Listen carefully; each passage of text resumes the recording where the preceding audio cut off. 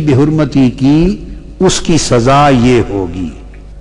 پیدائش میرے آقا کی مکہ کی ہے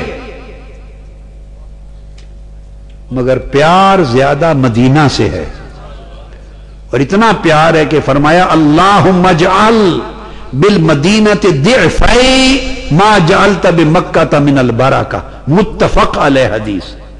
حضرت انس بن مالک روایت کرتے ہیں، فرمایا باری تعالی جتنی برکت تو نے مکہ کو عطا کی ہے میرے مدینہ کو اس کی 2 گنا برکت دیتے.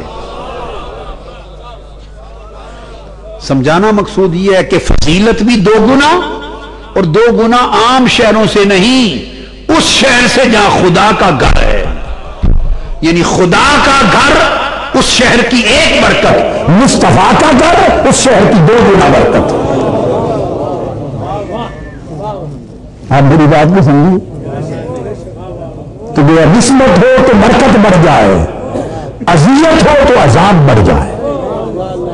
تو شہر مدینہ کے درخت کاٹنے کی بھی اجازت نہیں ہے. اب کوئی یہ کہہ سکتا ہے کہ سمجھ میں آ گئی بات کہ شاید کہ آقا علیہ السلام کو اذیت دینا ناقابل برداشت ہے، دوزخ ہے، لعنت ہے، ذلت انگیز عذاب ہے. مگر کسی کو یہ گمان آ سکتا ہے کہ شاید یہ حکم حضور علیہ السلام کی حیات ظاہری کے لیے تھا. جب وفات ہو گئی، وصال ہو گیا، تو اس کے بعد کوئی ان کی آل و اولاد سے، ذریت سے، خاندان سے کچھ کرتا پھرے، پھر حضور کو اذیت تو نہیں ہے نا، معاذ اللہ. میں ایک سوال انٹرٹین کر رہا ہوں، سوال کو کیا دیر لگتی ہے کسی کے ذہن میں آ جائے. ایک فتنہ ہے، شر ہے، وسوسہ ہے، شیطانی عمل ہی ہے نا. کوئی یہ کہہ دے کہ حیات مبارک سے اس کا تعلق ہے، وصال کے بعد اب کون سی اذیت رہ گئی؟ آ سکتا ہے. آئیے اس کا جواب بھی اسی سورہ احزاب میں قرآن سے تلاش کرتے ہیں کہ اذیت جس طرح حیات ظاہری میں تھی اسی طرح اذیت وصال کے بعد میں بھی، اذیت. فرمایا وما کان لکم ان تؤذوا رسول اللہ، فرمایا لوگو تمہارے لیے ہرگز جائز نہیں کہ رسول اللہ صلی اللہ علیہ وسلم کو تکلیف پہنچاؤ، اذیت دو. سمجھ آ گئی بات؟ اب آگے کیا فرمایا؟ کیسے؟ ولا ان تنکحوا ازواجہ من بعدہ ابدا، خبردار حضور میرے محبوب کے وصال کے بعد کبھی بھی ان کے بعد بھی ان کی ازواج میں سے کسی سے شادی کرنا حلال نہیں ہے، اس سے ان کو اذیت ہوگی. حضور کے وصال کے بعد ازواج مطہرات سے شادی کوئی نہیں کر سکتا، اس سے ان کو اذیت ہوگی.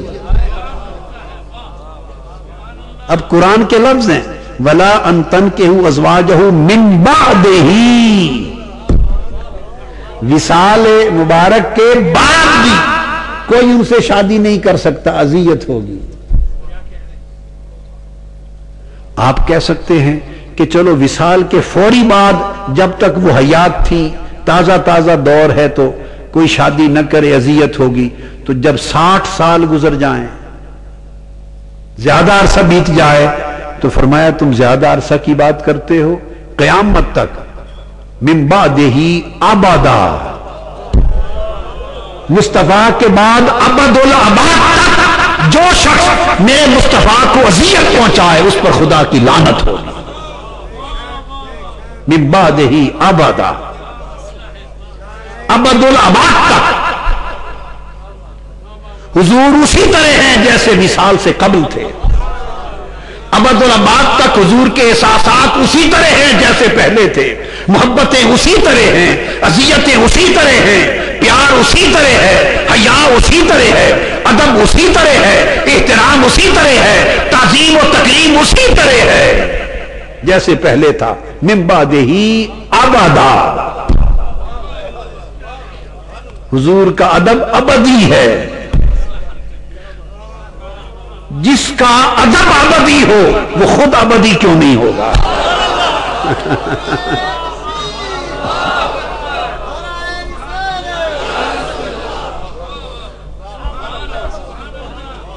تم نے موت کے چکر میں قوم کو پھنسا دیا، وفات ہو گئی معاذ اللہ، اب کچھ نہ رہے، استغفر اللہ العظیم. جس کے ادب کو خدا نے ابدی بنا دیا تو اس کی حیات ابدی نہیں ہے؟ حیات ہے تو احساس بھی ہے، حیات ہے تو حیا بھی ہے، حیات ہے تو ادب بھی ہے، حیات ہے تو اذیت بھی ہے۔ فرمایا ما کان لکم ان تؤذوا رسول اللہ، حضور کے وصال کے بعد بھی میرے محبوب کو اذیت نہ دو۔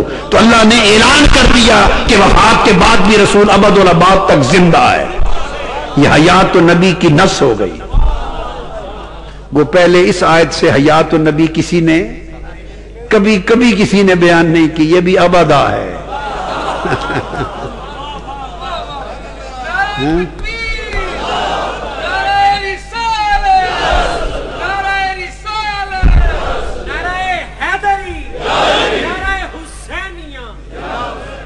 تو آپ اس بات کو سمجھ گئے کہ گویا کبھی بھی حضور کے گلشن کا کوئی ایک پھول توڑ دے کبھی بھی تو حضور کو گوارا نہیں، اذیت ہوگی، حضور کو اذیت ہوگی۔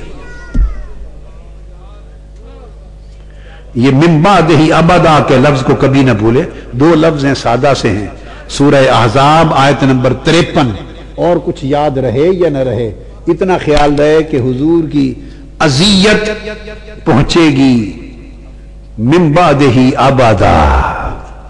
تو جب اذیت ابداً پہنچتی ہے تو حیات بھی ابدی ہے۔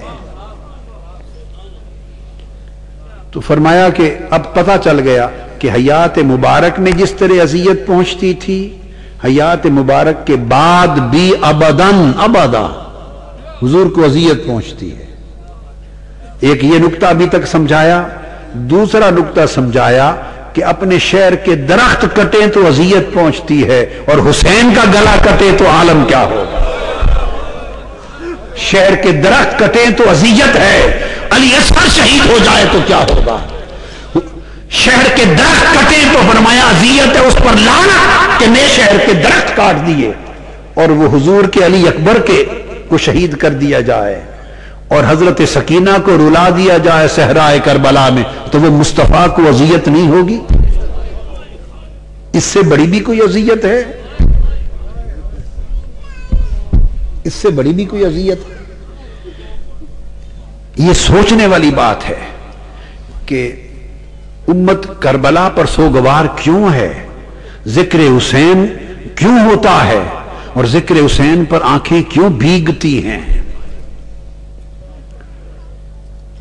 بعض لوگوں کو یہ بھی وہم آتا ہے، خیال آتا ہے، اور یہ سب مطالعہ کی کمی ہے، نہ مطالعہ میں وسعت رہی، نہ مطالعہ میں گہرائی رہی، نہ علم میں وسعت رہی، نہ علم میں گہرائی رہی، اور یہ خیال آتا ہے کہ چلو یہ بات تو ہو گئی، مگر واقعہ کربلا کو بیتے تو 1400 سال ہو گئے، اب غم حسین میں رونے کا کیا تک ہے۔ فرقہ پروری ہر دو فریق کو راہ اعتدال سے ہٹا دیتی، خیالات گڈ مڈ ہو جاتے ہیں۔ اب اہل سنت میں بھی بدقسمتی سے، نادانی سے ایسے لوگوں کی کمی نہیں ہے جو متحیر ہیں کہ کیا غم حسین میں رونا چاہیے یا نہیں۔ کہ غم حسین میں رونا صرف اہل تشیع کا ہی تو کام نہیں ہے، سنیوں کا کیا کام رونا؟ میں رونے کی بات کر رہا ہوں۔ ذکر حسین میں رونا کیا یہ ہونا چاہیے یا نہیں؟ یہ تو شیعہ لوگوں کا کام ہے، بہت کمی نہیں ہے، میں جانتا ہوں بہت سے علماء میں، اور یہ صرف یہ جب پراگندگی پیدا ہوتی ہے تفرقہ پروری میں تو خیالات حقائق اوجھل ہو جاتے ہیں، اور ذہن انتہا پسندی کی طرف جاتے جاتے جاتے تو وہ اپنے اعتدال کو چھوڑ بیٹھتے۔ جب ایک بات ہو گئی کہ ان کو اذیت مصطفیٰ کو اذیت ہے، اور ان سے محبت مصطفیٰ سے محبت ہے، تو ان کا ذکر مصطفیٰ کا ذکر ہے، ان کا غم مصطفیٰ کا غم ہے۔ غم حسین میں پوری ایمانداری سے، تیقن سے، تحقیق سے، بصیرت سے کہتا ہوں، غم حسین غم مصطفیٰ ہے، اور یہ سنت خدا ہے۔